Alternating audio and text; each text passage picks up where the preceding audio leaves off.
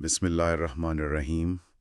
آج ہم ایک ایسے موضوع پر بات کر رہے ہیں جو اسلامی فکر میں بہت اہم سمجھا جاتا ہے اور جس پر امت کی اکثریت کا ایک واضح موقف بھی ہے، یعنی قیامت سے پہلے حضرت عیسیٰ علیہ السلام کی واپسی، ان کا نزول۔ جی، یہ ایک بہت ہی آپ کہہ لیں وسیع پیمانے پر مانا جانے والا عقیدہ ہے۔ بالکل، لیکن ظاہر ہے علمی دنیا میں مختلف آراء تو ہوتی ہیں، اور اس معاملے میں خاص طور پر جاوید احمد غامدی صاحب کا ایک الگ نقطہ نظر ہے۔ جی ہاں، اور اسی وجہ سے ان پر کافی اعتراضات بھی کیے جاتے ہیں۔ تو آج ہم نے سوچا کہ غامدی صاحب کے اپنے خیالات کی روشنی میں ہی اس مسئلے کو دیکھا جائے۔ ہمارے پاس ان کی کچھ گفتگو کے حصے ہیں جن میں وہ خود ان باتوں کا جواب دے رہے ہیں۔ اچھا۔ مقصد یہ ہے کہ سمجھیں کہ بھئی اکثریتی موقف کیا ہے، غامدی صاحب کہاں اختلاف کر رہے ہیں، اور یہ جو مذہبی علم کے ذرائع ہیں، ان کی تحقیق کا طریقہ کیا ہے اس سارے معاملے میں۔ جی، یہ بہت اہم ہے، ذرائع کی بحث تو کلیدی ہے۔ تو چلیں شروع کرتے ہیں اس کی گہرائی میں اترنے کی۔ سب سے پہلے تو یہ جو عام تصور ہے حضرت عیسیٰ کی واپسی کا، وہ کیا ہے؟ مطلب کیا کہا جاتا ہے عموماً؟ جی دیکھیں، جو عام طور پر روایات میں آتا ہے اس کا خلاصہ کچھ یوں بنتا ہے کہ قرب قیامت میں جب امام مہدی آ چکے ہوں گے، اس کے کچھ عرصے بعد دجال نکلے گا۔ جو ایک بڑا فتنہ ہوگا، ٹھیک؟ جی، بہت بڑا فتنہ۔ تو پھر اس فتنے کو ختم کرنے کے لیے حضرت عیسیٰ علیہ السلام آسمان سے اتریں گے۔ اور اس اترنے کی نزول کی کافی تفصیلات بھی بیان ہوتی ہیں نا؟ بالکل بالکل، جیسے یہ کہ وہ دمشق کی جامع مسجد ہے، اس کے مشرقی سفید مینار پر اتریں گے، فجر کی نماز کا وقت ہوگا۔ اچھا۔ اور وہ 2 فرشتوں کے پروں پر اپنے ہاتھ رکھے ہوں گے، ان کے بالوں سے پانی کے قطرے ایسے ٹپک رہے ہوں گے جیسے ابھی نہا کر آئے ہوں۔ کافی تصویری منظر کشی ہے۔ جی، پھر وہ امام مہدی کے پیچھے نماز پڑھیں گے اور پھر دجال کو تلاش کریں گے اور اسے باب لد، ایک مقام ہے، وہاں قتل کریں گے۔ اور ان کے آنے سے دنیا میں کیا بدلے گا؟ مطلب حالات کیسے ہوں گے؟ روایات میں آتا ہے کہ وہ آ کر صلیب کو توڑ دیں گے، یعنی عیسائیت کا خاتمہ، خنزیر کو قتل کرنے کا حکم دیں گے، اور ایک اہم بات، جزیہ ختم کر دیں گے، یعنی غیر مسلموں سے ٹیکس نہیں لیا جائے گا۔ کیوں؟ اس کی کیا وجہ بتائی جاتی ہے؟ وجہ یہ بتائی جاتی ہے کہ اس وقت صرف اسلام ہی قابل قبول ہوگا، کوئی اور دین باقی نہیں رہے گا۔ وہ سب کو اسلام کی دعوت دیں گے اور سوائے مسلمانوں کے باقی سب ملتیں ختم ہو جائیں گی۔ یعنی صرف اسلام ہی باقی رہے گا؟ جی، روایات کے مطابق یہی ہے۔ اور امن و امان کا کیا ذکر ہے؟ کہا جاتا ہے کہ ان کے زمانے میں پھر اتنا امن ہو جائے گا کہ دشمنیاں ختم، بغض، کینہ، حسد سب مٹ جائے گا۔ اچھا۔ حالت یہ ہوگی کہ شیر اور اونٹ ایک گھاٹ پانی پئیں گے، چیتے اور گائے بیل اکٹھے چریں گے، بھیڑیے بکریوں کی رکھوالی کریں گے، اور بچے سانپوں سے کھیلیں گے، وہ بھی نقصان نہیں پہنچائیں گے۔ یہ تو کمال کا نقشہ ہے۔ جی، اور یہ بھی آتا ہے کہ وہ زمین پر 40 سال رہیں گے، شادی کریں گے، اولاد ہوگی، پھر وفات پائیں گے، اور مسلمان ان کی نماز جنازہ پڑھ کر انہیں حضور اکرم صلی اللہ علیہ وسلم کے روضہ مبارک میں ہی دفن کریں گے۔ یہ ساری تفصیلات یہ کہاں ملتی ہیں؟ یہ آپ کو حدیث کی بڑی کتابوں میں صحیح بخاری، صحیح مسلم، مسند احمد، سنن ترمذی، ان سب میں مختلف سندوں سے ملیں گی۔ تو مطلب یہ کوئی ایک آدھ روایت نہیں ہے؟ نہیں، بہت سی روایات ہیں، اسی لیے تو امت کی بڑی اکثریت اسے مانتی ہے، اور بعض علماء تو اسے اجماعی عقیدہ بھی کہتے ہیں۔ ٹھیک ہے، یہ تو ہو گیا جو اکثریتی موقف ہے اس کی تفصیل۔ اب آتے ہیں غامدی صاحب کی طرف۔ کیا وہ ان ساری باتوں کو، ان پیشین گوئیوں کو مانتے ہی نہیں؟ نہیں، ایسا نہیں ہے، یہ سمجھنا بہت ضروری ہے۔ غامدی صاحب خود اس بات پر بہت زور دیتے ہیں کہ بھئی اللہ کے رسول صلی اللہ علیہ وسلم کی کوئی بات، کوئی خبر، اگر وہ ثابت ہو جائے یعنی تحقیق سے۔ جی، تحقیق سے یہ پکا ہو جائے کہ یہ واقعی آپ صلی اللہ علیہ وسلم نے ہی کہی ہے، تو پھر ہر مسلمان کا فرض ہے کہ اسے سچ مانے، اس پر ایمان لائے۔ وہ نبی صلی اللہ علیہ وسلم کو اللہ کا سچا رسول مانتے ہیں، تو جو بات ان سے ثابت ہے وہ سر آنکھوں پر۔ تو پھر اختلاف کس بات پر ہے اگر وہ مانتے ہیں کہ نبی کی بات ماننی ہے؟ اختلاف اس ثابت ہونے پر ہے، اختلاف تحقیق پر ہے کہ کیا یہ جو خبر ہے جیسے نزول مسیح کی، یہ واقعی اسی درجے میں ثابت ہے جس طرح مثال کے طور پر قرآن ثابت ہے۔ اچھا۔ وہ کہتے ہیں دیکھیں قرآن میں بھی تو پچھلی قوموں کے قصے ہیں، اصحاب کہف، ذوالقرنین، مستقبل کی خبریں بھی ہیں۔ اسی طرح نبی کریم صلی اللہ علیہ وسلم نے بھی بہت سی پیشین گوئیاں کی ہیں، فتنوں کے بارے میں، جنگوں کے بارے میں، قیامت کی نشانیوں کے بارے میں۔ جی بالکل۔ وہ مثال دیتے ہیں حدیث جبرائیل کی، اس میں قیامت کی 2 نشانیاں بتائی گئیں۔ ایک یہ کہ عرب کے چرواہے بڑی بڑی عمارتیں بنائیں گے، ہاں یہ تو ہم دیکھ رہے ہیں۔ جی، اور دوسری یہ کہ لونڈی اپنی مالکہ کو جنے گی۔ وہ اس کی تعبیر کرتے ہیں کہ غلامی ختم ہو جائے گی اور اولادیں ماؤں پر حکمران ہوں گی ایک طرح سے۔ وہ کہتے ہیں یہ دونوں باتیں حرف بہ حرف پوری ہو گئیں۔ چونکہ یہ ثابت شدہ ہیں، ان پر ایمان لانا لازم ہے۔ تو پھر نزول مسیح والی روایات کے ساتھ کیا مسئلہ ہے ان کے نزدیک؟ ان کے نزدیک مسئلہ ان روایات کے ثبوت کا درجہ ہے، یعنی وہ کس ذریعے سے ہم تک پہنچی ہیں، اور کیا وہ ذریعہ اتنا ہی یقینی ہے جتنا قرآن یا وہ سنت جس پر پوری امت کا عمل رہا ہے۔ اچھا، تو یہ ذرائع کی بحث آ گئی۔ ذرا اس کو کھولیں کہ غامدی صاحب کے نزدیک دین کن ذرائع سے ملا ہے؟ جی، وہ بنیادی طور پر 2 الگ الگ ذرائع بتاتے ہیں، اور ان میں فرق کرنا بہت اہم ہے ان کی فکر کو سمجھنے کے لیے۔ ٹھیک ہے۔ پہلا ذریعہ ہے قرآن مجید اور سنت ثابتہ۔ سنت ثابتہ سے کیا مراد ہے؟ اس سے مراد دین کے وہ عملی طریقے ہیں جو نبی کریم صلی اللہ علیہ وآلہ وسلم نے جاری کیے اور پھر پوری امت نے نسل در نسل اسی طرح اپنائے رکھا، جیسے نماز، روزہ، حج، زکوٰۃ کے بنیادی احکام۔ اچھا، یعنی جو کام سب کرتے آئے ہیں ہمیشہ سے۔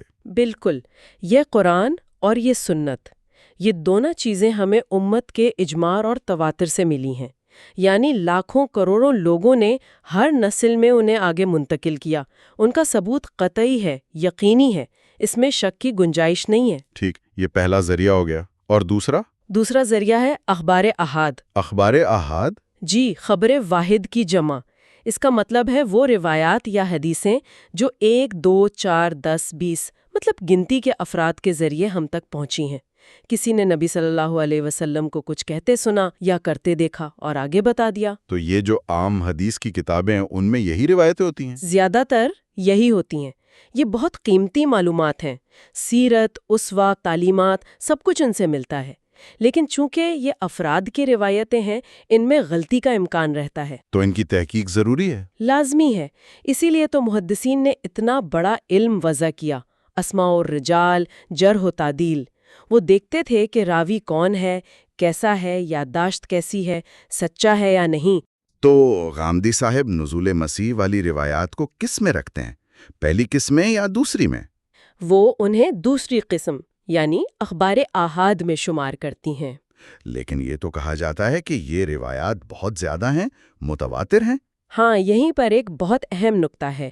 غامدی صاحب کہتے ہیں کہ لفظ تواتر 2 مختلف معنوں میں استعمال ہوتا ہے۔ اچھا، وہ کیا؟ ایک تواتر وہ ہے جس سے قرآن اور سنت ثابتہ ملے ہیں۔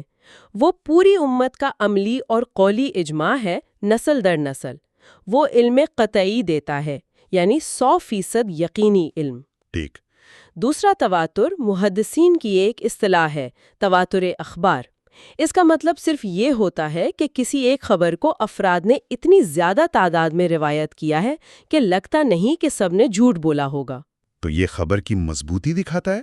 جی، خبر کی شہرت اور مضبوطی دکھاتا ہے، لیکن اس کی بنیاد اب بھی انفرادی روایات یعنی اخبار آحاد پر ہی ہوتی ہے۔ وہ قرآن و سنت والے بنیادی تواتر جیسا نہیں ہوتا جو پوری امت کے اجتماعی عمل سے ثابت ہو۔ تو جب کہا جاتا ہے کہ نزول مسیح کی روایات متواتر ہیں تو وہ اس دوسرے معنی میں ہوتا ہے؟ غامدی صاحب کے مطابق جی ہاں، وہ کہتے ہیں کہ علماء جب انہیں متواتر کہتے ہیں تو اسی اصطلاحی معنی میں کہتے ہیں کہ ان کے راوی بہت زیادہ ہیں۔ وہ علامہ انور شاہ کشمیری کی کتاب التصریح بما تواتر فی نزول المسیح کا حوالہ بھی دیتے ہیں کہ وہاں بھی یہی مراد ہے۔ اس لیے ان کے نزدیک یہ روایات تعداد میں زیادہ ہونے کے باوجود اپنی اصل نوعیت یعنی خبر واحد سے نہیں بدلتی اور ان پر تحقیق ہو سکتی ہے۔ یہ بہت اہم فرق واضح کیا۔ اچھا، ایک اور فرق جو آپ نے شروع میں بتایا تھا، ایمانیات اور اخبار کا، وہ کیا ہے؟ جی، یہ بھی بہت بنیادی نکتہ ہے۔ غامدی صاحب کہتے ہیں کہ دین میں جو باتیں بتائی گئی ہیں ان کی 2 قسمیں ہیں۔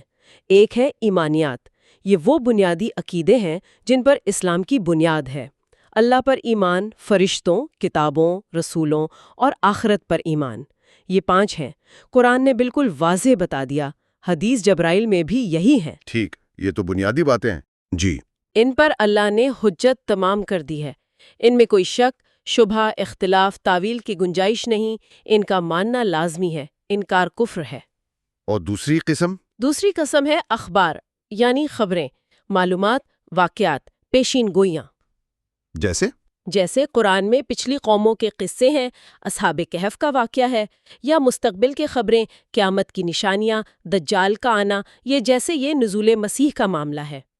اچھا، تو یہ خبریں ہیں؟ جی، یہ خبریں ہیں۔ ان پر یقین کا تعلق تو اس ذریعے سے ہے جس سے یہ ملے۔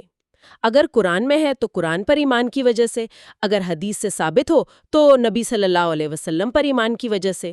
لیکن ان خبروں کو سمجھنا، ان کی تعبیر کرنا، اور خاص طور پر اگر وہ حدیث یعنی خبریں واحد سے ملی ہیں تو ان کی صحت کو جانچنا، یہ سب علمی تحقیق کا میدان ہے۔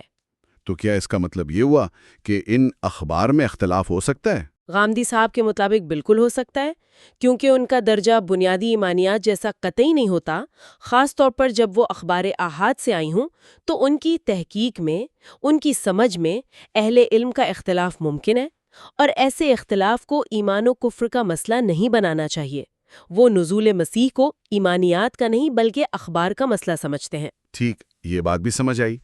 اب اگر کوئی تحقیق کرتا ہے ان اخبار احاد پر اور وہ کسی نتیجے پر پہنچتا ہے تو اس نتیجے کی حیثیت کیا ہوگی؟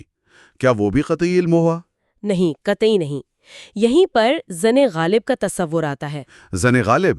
جی، غامدی صاحب کہتے ہیں کہ جب کوئی محقق پوری دیانت سے تحقیق کرے، اصولوں کو پرکھے اور پھر اس کا دل، اس کی عقل گواہی دے کہ ہاں یہ بات غالب گمان یہی ہے کہ نبی صلی اللہ علیہ وسلم ہی کی ہے، تو اسے ایک اطمینان حاصل ہوتا ہے۔ اطمینان؟ جی یعنی تسلی ہو جاتی ہے؟ جی، علمی بنیادوں پر تسلی۔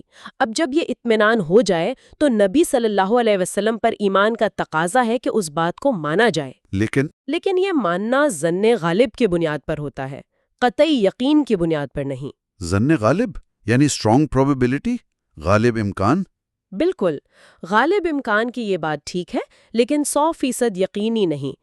وہ کہتے ہیں کہ تقریباً تمام محدثین اور فقہا کا یہی ماننا ہے کہ خبر واحد سے، چاہے وہ کتنی ہی صحیح سند سے ہو، علم ظنی ہی حاصل ہوتا ہے، علم قطعی نہیں۔ کیوں؟ وجہ کیا ہے؟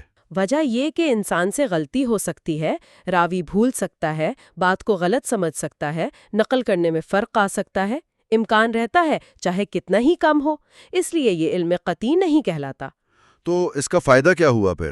مطلب اس فرق کا عملی نتیجہ کیا ہے؟ سب سے بڑا نتیجہ یہ کہ ان معاملات میں تحقیق کا دروازہ بند نہیں ہوتا، علمی اختلاف کی گنجائش رہتی ہے۔ اچھا۔ چونکہ یہ علم ظنی ہے تو اگر کوئی دوسرا محقق تحقیق کے بعد کسی اور نتیجے پر پہنچے یا اسے اطمینان نہ ہو تو آپ اسے یہ نہیں کہہ سکتے کہ تم نے ایمان سے انکار کر دیا۔ تو غامدی صاحب کو نزول مسیح کی روایت پر اطمینان نہیں ہے؟ جی، وہ یہی کہتے ہیں کہ اپنی تحقیق کی بنیاد پر ان روایات کی سند اور متن یعنی مضمون دونوں کو پرکھنے کے بعد انہیں وہ اطمینان حاصل نہیں ہوتا کہ یہ باتیں یقینی طور پر نبی کریم صلی اللہ علیہ وآلہ وسلم سے منسوب کی جا سکیں۔ ان کے نزدیک ان میں کچھ اشکالات بھی ہیں، اس لیے وہ عدم اطمینان کا اظہار کرتے ہیں۔ اور یہ عدم اطمینان ان کی تحقیق پر مبنی ہے؟ ان کے بقول جی ہاں، وہ کہتے ہیں کہ جس بات کی نسبت نبی صلی اللہ علیہ وآلہ وسلم کی طرف کرتے ہوئے اطمینان نہ ہو، اسے آپ کی طرف منسوب کرنے سے احتیاط کرنی چاہیے۔ بہت وضاحت سے آپ نے یہ نکات بیان کیے۔ تو اگر ہم سمیٹیں اس گفتگو کو تو ایک طرف تو یہ اکثریتی تصور ہے نزول مسیح کا، جو بہت سی روایات پر مبنی ہیں، جنہیں متواتر بھی کہا جاتا ہے، بمعنی کثرت روایت۔ جی بالکل، اور نسل در نسل مانا جاتا رہا ہے۔ اور دوسری طرف غامدی صاحب کا نقطہ نظر ہے، جو ان روایتوں کو اخبار احاد کے زمرے میں رکھتا ہے۔ وہ دین کے قطعی ذرائع، قرآن، سنت متواترہ اور ظنی ذرائع، اخبار احاد چاہے متواتر الاخبار ہوں، میں فرق کرتے ہیں۔ صحیح۔ وہ نزول مسیح کو ایمانیات نہیں بلکہ اخبار مانتے ہیں، جن میں تحقیق اور اختلاف ممکن ہے، اور اپنی تحقیق کی بنا پر انہیں ان روایات کی صحت پر وہ اطمینان نہیں جس کی وجہ سے وہ انہیں زن غالب کے طور پر بھی قبول نہیں کرتے۔ بالکل، آپ نے ایک دم درست خلاصہ کیا ہے۔ ان کا سارا زور اسی فرق پر ہے، قطعی کیا ہے اور ظنی کیا ہے، ایمانیات کیا ہیں اور اخبار کیا ہیں۔ اور اخبار سے حاصل ہونے والا علم چاہے کتنا ہی مضبوط کیوں نہ لگے، رہتا ظنی ہی ہے۔ یہ ساری بحث مجھے لگتا ہے ایک بہت بنیادی سوال ہمارے سامنے رکھتی ہے۔ جی، وہ یہ کہ یہ جو فرق ہے مذہبی علم میں یقین قطعی اور غالب گمان کا، اس فرق کو سمجھنا اور ذہن میں رکھنا ہماری اپنی دینی سمجھ پر، ہمارے عقائد پر کیسے اثر ڈال سکتا ہے؟ گہرا سوال ہے۔ خاص طور پر جب ہم ان باتوں کو دیکھتے ہیں جو معاشرے میں بہت عرصے سے مانی جا رہی ہوں۔ اس فرق کو تسلیم کرنے سے ہماری سوچ میں کیا تبدیلی آ سکتی ہے؟ یقیناً یہ غور طلب پہلو ہے۔ یہ ایک اہم نقطہ ہے جس پر سوچا جا سکتا ہے۔ اس بہت ہی عمدہ اور تفصیلی گفتگو کے لیے آپ کا بہت شکریہ۔ بہت شکریہ۔ امید ہے سننے والوں کے لیے یہ معلومات مفید رہی ہوں گی۔ اگلی نشست تک کے لیے اجازت۔ السلام علیکم۔ وعلیکم السلام۔